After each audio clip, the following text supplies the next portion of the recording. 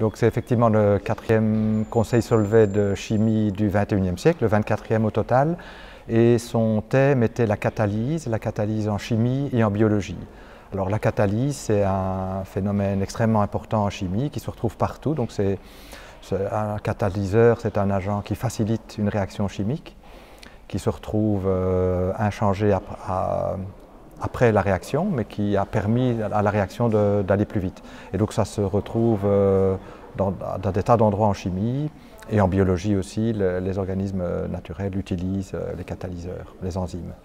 Alors, comme la tradition le prescrit, enfin c'est Lorentz qui a imaginé les conseils déjà en 1911, ce sont des conseils uniquement sur invitation et le nombre d'invités était entre 45 et 50 et on choisit ça veut dire notre conseil scientifique de chimie qui est composé des sommités du domaine.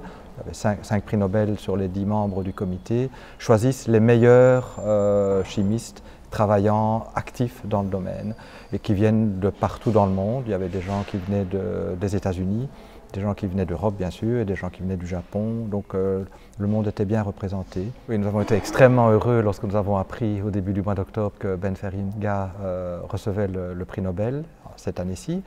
En fait, Ben Feringa est déjà venu plusieurs fois aux Instituts Solvay. En 2007, il était un des participants du conseil organisé à l'époque, qui était le premier conseil du XXIe siècle, qui était précisément sur les moteurs moléculaires.